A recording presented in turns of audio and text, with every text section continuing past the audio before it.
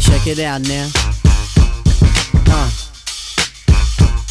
No doubt now. Yeah. Check it out now. Bonjour à tous, nous sommes avec Anthony Dugenest du studio Wanga Comics. Bonjour. Et nous sommes au LCF, au Lille Comics Festival. C'est pas tous les jours qu'on peut te rencontrer, donc je vais en profiter. Premièrement, je voulais savoir depuis combien de temps existe le studio Wanga. Alors, le studio Wanga existe depuis 2006. Ouais. Donc, on a commencé avec Spirit of Gecko, donc c'est une structure associative. Ouais. On aide les jeunes auteurs, on fait de l'édition, de la production, aussi du service. Ça se développe pas mal en ce moment-là. Ça se développe pas mal. On a vu commencer doucement et monter au fur et à mesure. Oui, ça fait un petit moment déjà. Spirit of the Gecko, il y aura une suite parce que là on... Voilà, la suite est toujours... elle est dessinée, je continue toujours à la dessiner. Ouais. Le problème c'est que mon planning est tellement surchargé que je fais tellement de choses chez Wanga que je suis de moins en moins pour l'instant sur la table de dessin.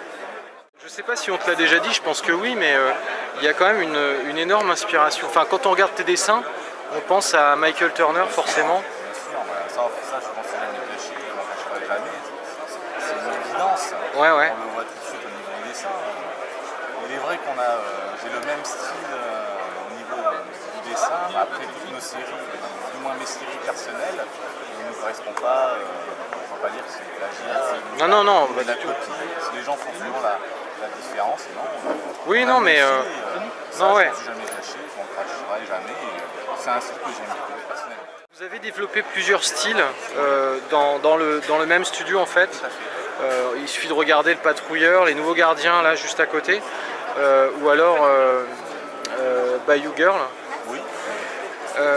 Moi je voulais savoir si il était question un jour de connecter tous ces univers qui sont quand même très éclectiques, très différents. Mais là, la question en fait, c'est que les univers doivent se mettre dans le même monde. Et je pense qu'il y a pas mal de nos séries qui sont complètement dérivées. Je pense qu'il n'y aura jamais, comme on dit, de crossover, d'assemblage de séries sur un comics, etc. Je pense pas. Peut-être un jour, si on a des séries qui ont une concordance scénaristique, qui peuvent bien s'assembler, qui peuvent bien fonctionner ensemble, pourquoi pas. Après, il faut que ça soit logique et ça corresponde bien au niveau du thème scénaristique des séries. Ça correspond. Est-ce qu'on peut dire que le style chez Wanga est plutôt est quand même un peu sombre, assez adulte en fait? C'est du comics adulte, ça.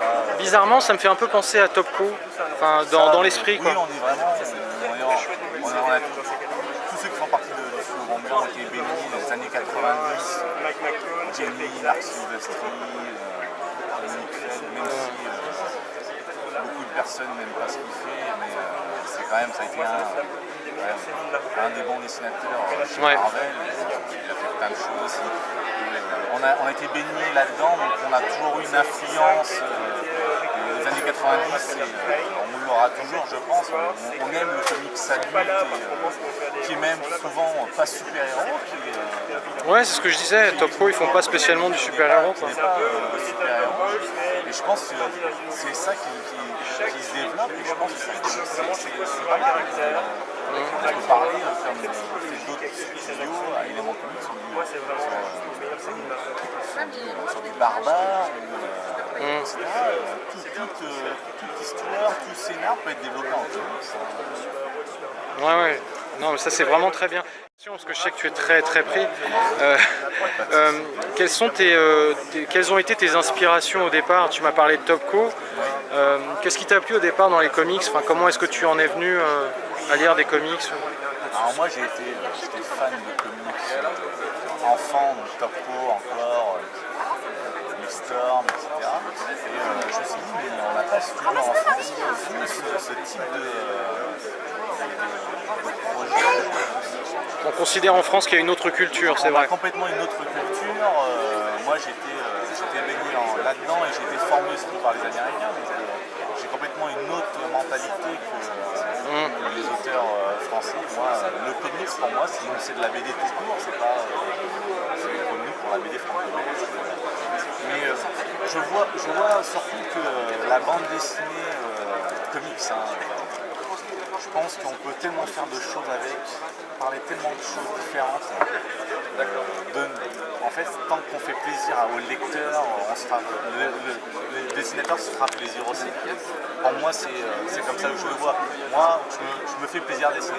Je dessine d'abord pour faire plaisir au lecteur, l'emmener dans un monde fantastique. Tu te limites pas au genre super-héroïque en fait. Tout à fait. Chez Wanga, on s'est jamais limité dans le genre super-héros et on se limitera jamais, je pense. C'est une certitude. Ouais, en tout cas, c'est vraiment très bien ce que vous faites. Et merci. Merci à toi pour ton temps. Au revoir. Donc là, nous sommes avec Vincent Maria, dessinateur des Nouveaux Gardiens dans le studio Wanga Comics. Et nous allons discuter de sa série et de ses inspirations. On va voir quelles étaient tes inspirations au niveau comics. J'ai cinq artistes sur lesquels je me base assez régulièrement, c'est-à-dire j'ai Ryan Otley, Frank Quitely, Lenny Liu, Olivier Coppel, Ouais. il m'en manque un, c'est plus lequel. Mais enfin voilà, c'est Donc un style quand même très épuré, mais malgré tout qui arrive à se définir. Ça se ressent dans la série. C'est vrai. Ouais. Voilà, c'est vraiment mes artistes préférés. Après, il y en a beaucoup d'autres que j'aime.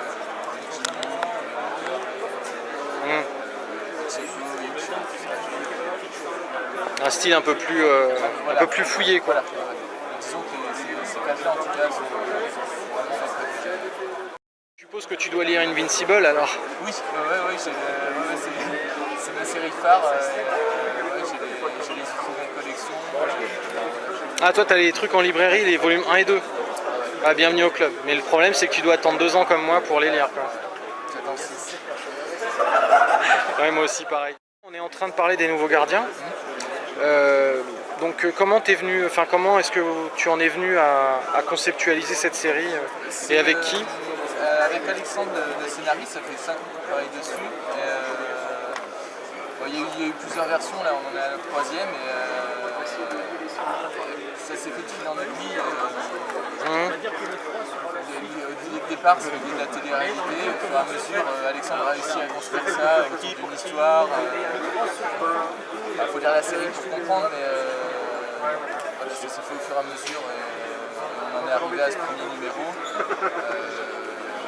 Là, a accepté d'éditer, ça fait 2 ans. Ça fait 2 ans qu'on est dessus, un peu plus tard.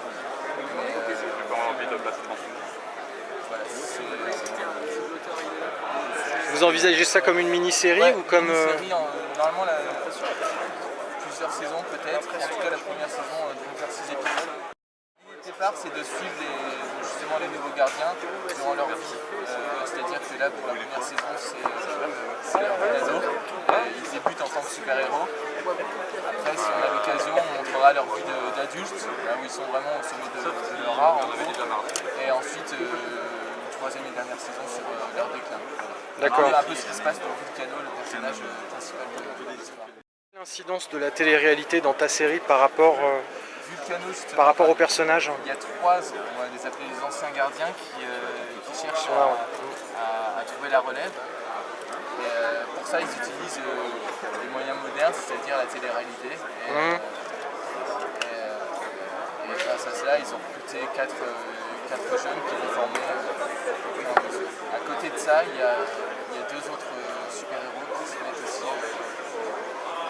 mettent aussi à créer leur propre... Voilà. D'accord. Donc une espèce de concurrence entre shows télé. Là, tu m'as dit qu'il y avait 6 numéros. Ouais. Là, c'est le premier qui sort. Et vous êtes en train de bosser sur le 2e, je suppose. D'accord. Ok. Bah, en tout cas, c'est vraiment très bien. Et je te remercie beaucoup pour ton temps. De rien. À bientôt, j'espère.